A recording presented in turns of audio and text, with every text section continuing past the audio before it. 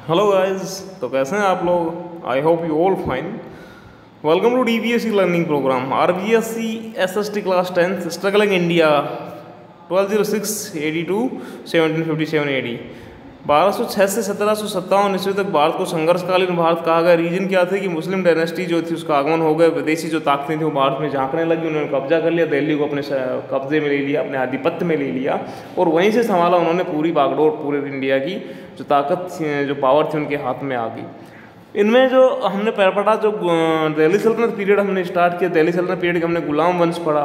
उसके बाद हमने खिलजी डायनेस्टी पढ़ी गुलाम, खिलजी, और उसके बाद हमने तुगलक डायनेस्टी पढ़ी।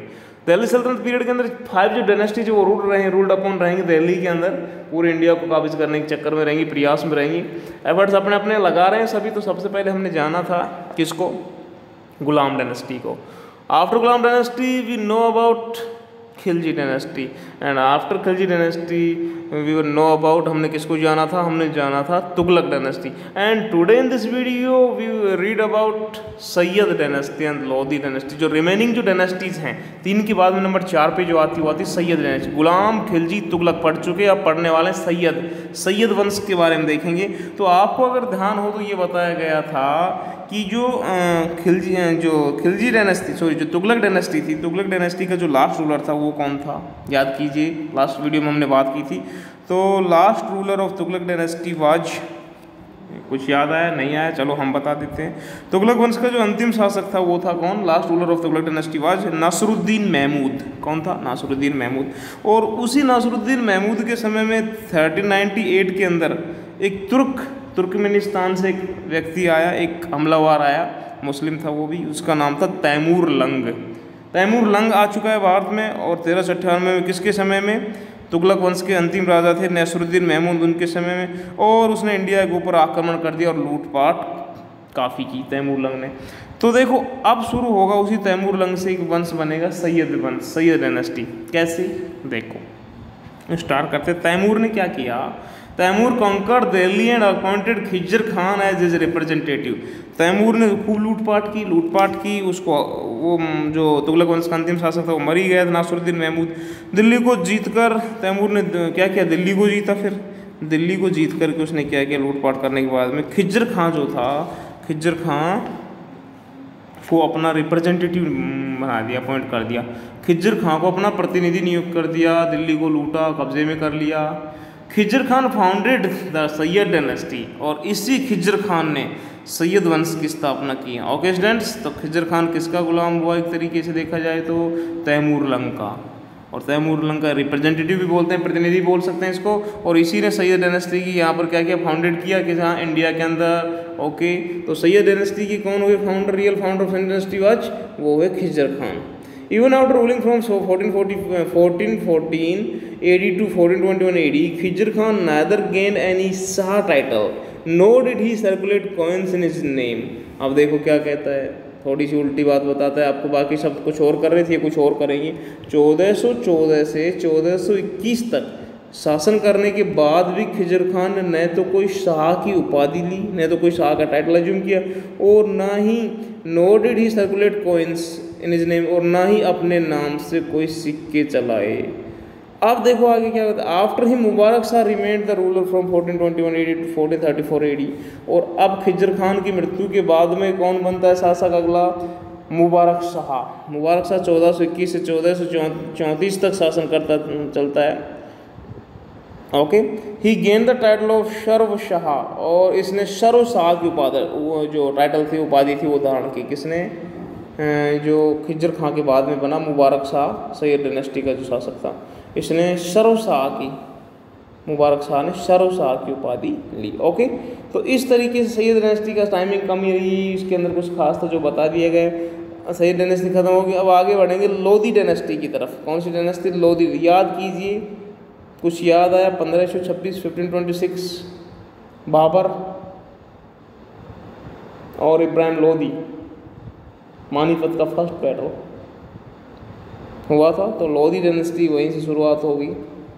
इब्राहिम लोधी वगैरह इसी के रूलर थे, शासक थे। बाद में बाबर एक नेक्स्ट जो मुस्लिम जो पावर आएगी दूसरे देश से, वो आकर के इनको डिफीट कर देगी और फिर बाद में कब्जा हो जाएगा किसका? मुगलों का, और बाबर जो था मुगलों के से ही बिलोंग करता था। ओके, लोधी डायनेस्टी की स्टार्ट करते, देखिए क्या कहता है।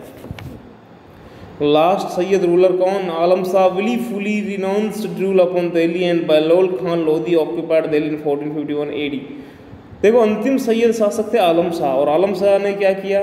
विलीफुली में स्वेच्छापूर्वक दिल्ली का शासन त्याग दिया, अपनी इच्छा से स्वेच्छापूर्वक दिल्ली का शासन त्याग दिया। कहा मैं ऐसा राजा, मेरी इच्छा रही, मैं राजा नहीं बनूंगा।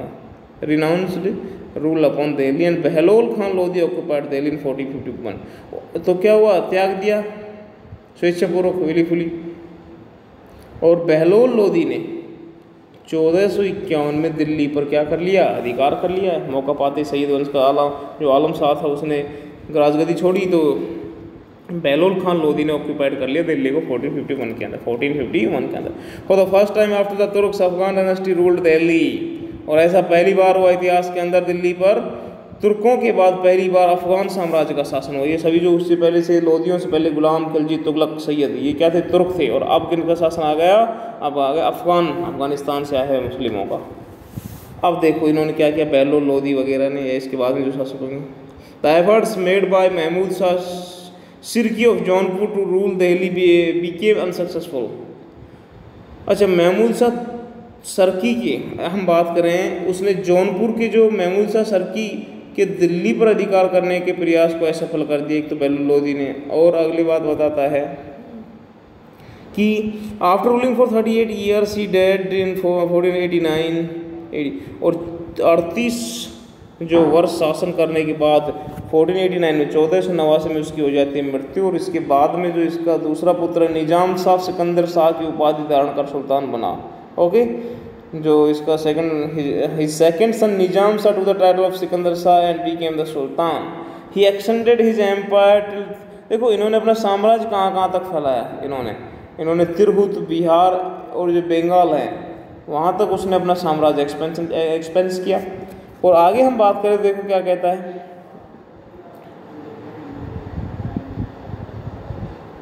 His judicial system and revenue reforms were famous. इनकी जो जुडिशियल सिस्टम थे, न्यायिक जो प्रणाली थी और राजस्व जो सुधार थे, वो बहुत ही प्रसिद्ध थे। He performed the works of measuring the land and fixing land revenue on the basis. He started the use of measurement unit named gज and gज was generally equal to 30 inches. देखो, इस कुछ सुधार भी किए, उनके बारे में आपको बताया जाता है, जिनके कुछ नाम आज भी आप सुनते हैं। तो स्टूडेंट्स, यहाँ पर इसने एक तो सबसे पहले तो देखो क्या किया, भूमि की जो नाप है, लैंड की जो मेजरमेंट है, भूमि की नाप और उसके आधार पर भूमि कर नियत करने का कार्य किया। सबसे अच्छी बात उस समय में कि भाई पहले क्या था, कर ऐसे लिए जाते थे जैसे राजा कह देता, लेकिन अब भाई जिसके पास ज़मीन कम है वो कर भी कम देगा, ऐसा इस तरह से फिक्स किया गया। ओके स्टूडेंट्स, आगे बढ़ते हैं, देखिए क्या कहता है।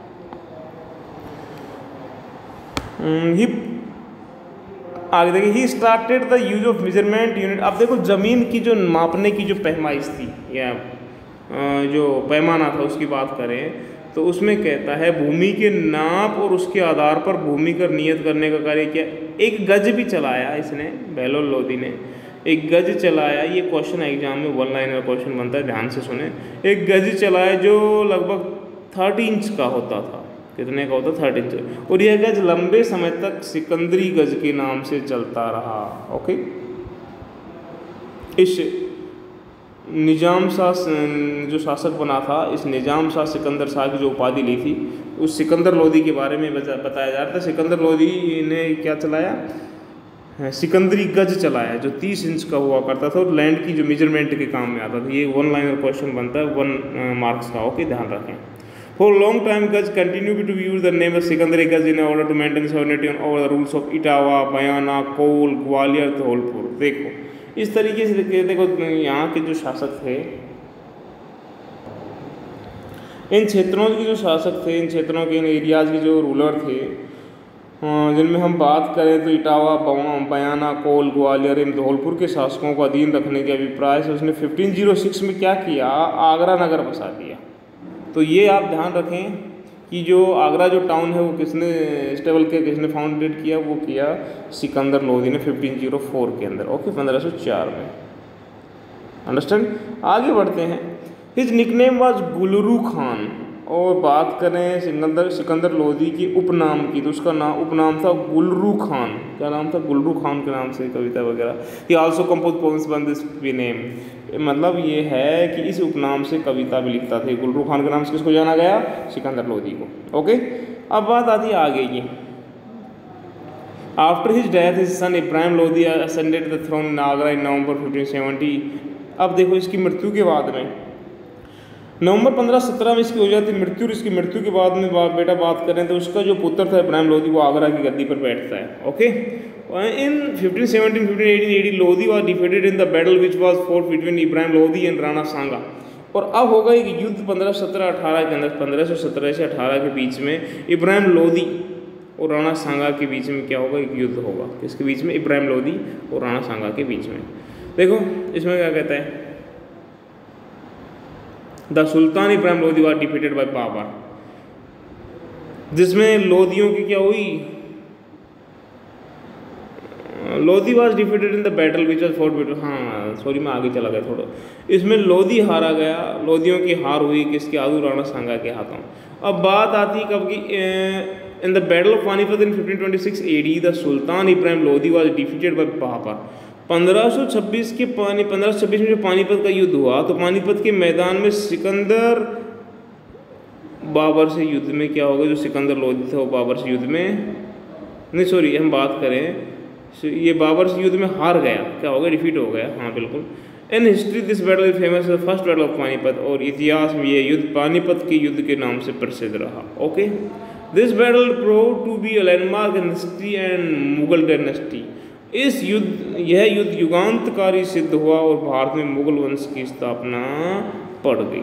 ओके, तो इस तरह से हमने जो दिल्ली सल्तनत पीरियड के अंदर जो 5 डायनेस्टीज थी जिनमें गुलाम, खिलजी, तुगलक, सैयद और लोदी इनको कवर किया। अब जो एडमिनिस्ट्रेशन ड्यूरिंग द सल्तनत पीरियड, नेक्स्ट वीडियो में हम बात करेंगे सल्तनत काल के 5 डायनेस्टी के अंदर जो एडमिनिस्ट्रेशन रहा, प्रशासन रहा, तो सल्तनत कालीन प्रशासन की बात करेंगे नेक्स्ट वीडियो में।